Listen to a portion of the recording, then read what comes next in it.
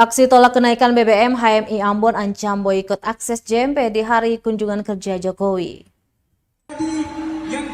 Himpunan Mahasiswa Islam HMI Cabang Ambon mengancam akan memboikot akses Jalan Jembatan Merah Putih JMP ketika Presiden Republik Indonesia Joko Widodo tiba di kota Ambon. Ancaman itu disampaikan HMI Cabang Ambon saat menggelar aksi demonstrasi menolak kenaikan bahan bakar minyak atau BBM di depan gedung DPRD Maluku, Kamis 1 September 2022. Boikot jalan dilakukan agar HMI Ambon bisa menyampaikan langsung aspirasi ke orang nomor 1 di Indonesia itu. Orator lainnya, Syawal Tamher, mengatakan kenaikan BBM bersubsidi memang masih sebatas wacana. Namun HMI memandang perlu untuk berikhtiar akan wacana tersebut. Usai berunjuk rasa di kantor gubernur, masa aksi demo tolak rencana kenaikan BBM berlanjut ke gedung DPRD Maluku.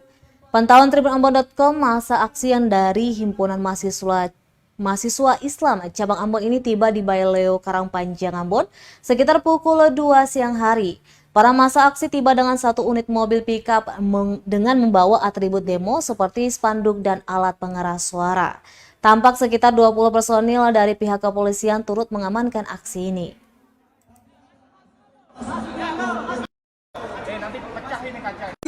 Yang kemudian kami dari Himpunan Mahasiswa Islam HMI Cabang Ambon mengawal ini untuk kepentingan dan kemaslahatan masyarakat, terkhususnya untuk sama-sama bergandengan tangan rapatkan barisan di depan kantor Dewan Perwakilan Rakyat daerah Provinsi Maluku yang berbahagia ini.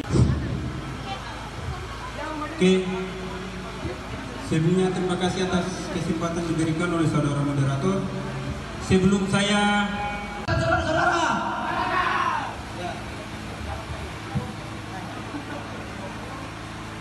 Terima kasih sudah nonton.